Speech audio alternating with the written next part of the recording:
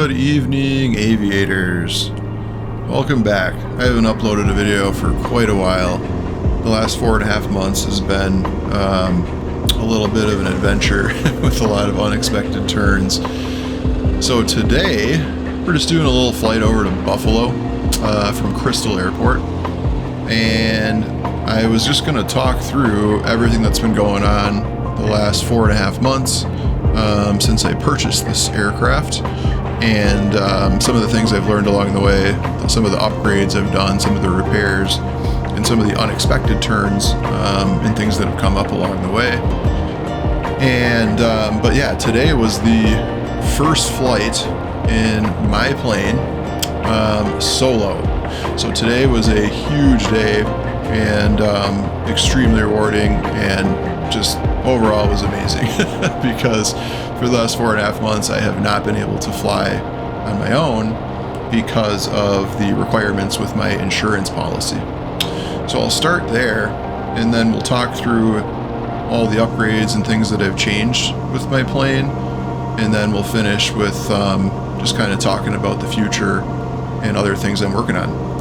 But when I bought the plane, I went from training in a Cessna 172 for my private to buying a Piper Comanche 250, which is a high-performance, complex aircraft. So insurance basically said, you don't know what you're doing, and you got to get some dual flight instruction until you can fly on your own. And I agree with that. This was a big change and a huge jump from a 172. But insurance required I had to do 20 hours of dual flight instruction with an instructor that was, I think they had to have over 750 hours of flight time in this aircraft type. So that was the first hurdle, was just finding somebody that could do that. And I found a great CFI who is also an A&P, and he is now my A&P and my mechanic. And he only works on Piper Comanches, and he's got tons of flight experience in the Comanche, and he's an absolute expert in this plane. So I've learned a ton from him, but just coordinating with schedules and trying to get flight time to knock those 20 hours out was really hard. But the requirements, it was 20 hours of dual instruction, 5 hours of simulated instrument, and 40 landings to a full stop. And we got the landings done relatively quickly. We knocked out the instrument time even pretty quickly with Foggles, but the 20 hours just drug on and on and on. So today I finally finished that, and I actually finished it immediately after my first annual inspection for this aircraft. So we finished the annual inspection today. Right after that was over, when we did the test flight, we expanded the test flight to the 1.4 hours of flight time I still needed to be able to fly solo and meet that insurance policy requirement. So that was great. So not only did my annual finish today, I finished all my time needed for insurance to fly solo. So that was the first hurdle, was dealing with the insurance requirements, but that's done now. And now I can just build time, and I'm hoping when I renew my insurance policy in September of this year, my premiums will go down because I'll actually have some experience. And then another thing I had to deal with that was not expected is after about 3 flights with my CFI, he noticed the propeller essentially was kind of shaking a little bit, not a lot, but it was moving. There was some movement to it, and we tested it, and it was out of spec. So for that prop, essentially, it's like if it moves a certain amount, I'm talking millimeters here, to a certain amount of that, it's not considered airworthy anymore. It needs to be fixed or overhauled or whatever it may be. So that was crushing because essentially I was grounded at that point because the prop was not at spec. The propeller was also a propeller that has an airworthiness directive. Every 500 hours, you have to do a huge inspection, and it's super expensive. So I was pretty much planning on getting rid of the propeller at some point. I just didn't realize it was going to happen immediately. So again, I think I bought the plane, did 3 flights, things were going pretty well, and then boom, propeller, has to get replaced. So I replaced my old 2-blade with now a Macaulay 3-blade propeller, and man, is it nice. So I got a new prop on there, which that part's great. I'm really happy to get the new propeller that doesn't have an airworthiness directive, brand new. That's awesome. It just was not part of the original plan. So that happened pretty early on, and then pretty quick after that, I was due for my 24-month pitot-static altimeter and transponder inspection. So I got a couple flights in, I think, with the new prop, and then had to ground my plane again for the inspection at the Avionics shop. And I also made the decision at that point, since I was in there, to upgrade my radios. So you can see in the video, I've got this beautiful stack of radios right in the middle. I changed out some old Narcos I had that were ancient, and now I've got 2 Garmins, a Garmin GNC 215 and 205 with the audio panel enablement built in. So combining that with my Garmin 275s and my Garmin GNX 375 GPS transponder, I'm feeling pretty great about the Avionics setup. So I got some new radios in there, getting used to those because they're a little bit different, but that took some extra time. And then the next hurdle I ran into was an airworthiness directive for my landing gear. In the Piper Comanche 250, there's a decent list of ADs, but there's a big one, and it's every 1,000 hours you have to do this very specific landing gear inspection where you have to pretty much take it apart and rebuild it and change all the parts that need it, and it prevents a landing gear collapse. So it's a good thing to get done. But I had thought from my inspection of the logbooks and a pre-buy inspection that I did that AD wasn't due for another 600 hours, I believe. And it turns out the logbook entry that I thought was addressing that was addressing a different paragraph of that AD. So the AD has like 3 paragraphs, and they all have different timelines and requirements. And this is just one of those things that if you don't know what you're doing, this can happen. And if you're not familiar with the Piper Comanche in particular, even a mechanic who knows what they're doing can miss this. And that's literally what happened before I met the mechanic that I'm using now. So anyways, it turned out that my landing gear AD was due in like 19 hours from the time I bought the plane. So after I got the propeller replaced and upgraded the radios and etc. and all these other things, I flew the plane to the point where I could, and then I hit that mark where I pretty much had no time left before that 1,000 hour AD was due. And fortunately, I was able to push up my annual inspection into late January with my shop, and they were able to do my annual inspection on top of getting the landing gear AD accomplished.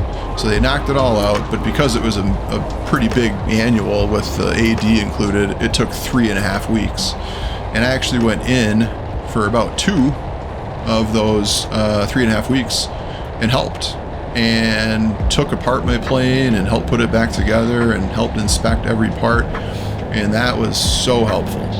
So if you buy a new plane and you're not versed mechanically with what the hell is going on, like I very much was, I would highly recommend that you take the time to help out and just observe even during your annual inspection, because I can truly say I know my plane now. I know how all the parts work and what does what, and if there's ever an issue or a problem, I'm going to be a lot more capable of diagnosing what happened. But I mean, I pretty much touched every single part of this plane inside and out, and helping with that process was incredible. So it was a long process, but very, very helpful. And the last huge hurdle that we overcame was during the annual, we discovered a crack in one of my 6 cylinders. So that's not good, obviously. The compressions were a little bit weird when we were testing them, and sure enough, we discovered a crack. And this crack got missed in the pre-buy inspection that I did, and it got missed in an annual that was done with the prior owner not long ago at all. So kind of crazy that something that significant can get missed, but it is what it is. And then after we discovered the crack, we simultaneously discovered that I had 2 cylinders that were made by Lycoming, which is the engine I have, and then I had 4 cylinders from a different company, I believe called EMI, and it's a company that's no longer in business, and they were apparently notorious for cylinders that crack. And there was an AD on those cylinders for the exact serial number that I had for 4 of the 6 that I was over. So the 4 of the 6 cylinders I had were not airborne, essentially, and nobody had caught it. No mechanic had caught it in years and years of annuals, and then we caught it. And so I had 1 good cylinder of 6 cylinders, so we decided just to change all 6. Obviously, it made sense to do that at that point. So I have 6 brand new Millennium cylinders in my engine. So we did a partial overhaul pretty much on the engine, but that took a big chunk of time, and also extremely helpful. I helped disassemble and put those back together, and but that was a huge surprise and not something I was excited about, of course, but we got it done. So all that to say, we finished the inspection. Like I said, a long 3.5-week process. I knocked out my last couple hours of dual flight time, and finally am in the air flying solo. So it's been a long journey, and I have learned a ton. Still got a lot to learn, don't get me wrong, but I have learned an absolute incredible amount through this process. Another thing too that's important to point out is with these new cylinders, I am running straight mineral oil for the time being, and I'm probably going to be running mineral oil until about 25 hours as I break them in.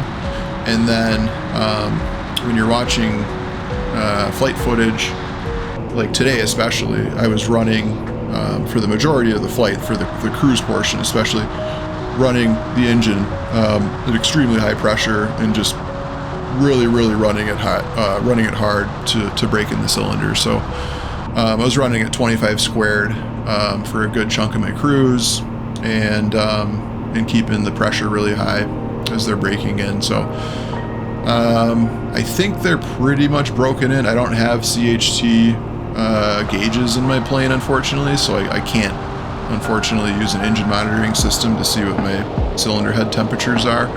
But based on my oil temperature and how things are running, I think I'm getting pretty close to having them broken in, but I'm still going to run mineral oil, I think, for like 25 hours and then monitor my oil consumption. And once I get to a point where I can get about 10 hours on 1 quart, then I'm going to switch back to normal oil. So that is the plan for the next 25 hours.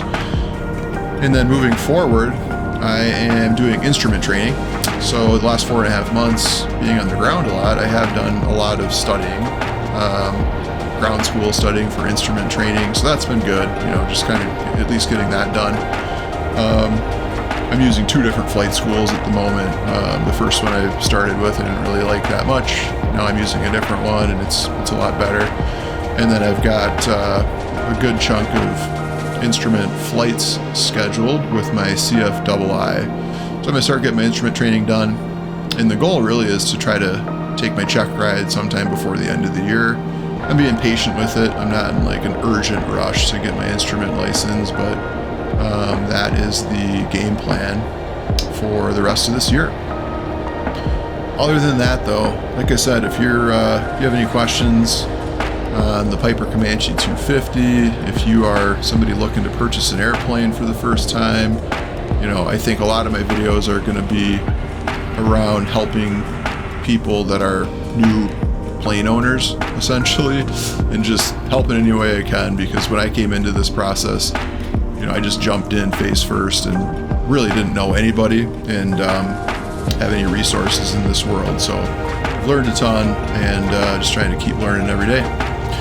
Thanks for coming along, and we'll hopefully get some more videos in the near future.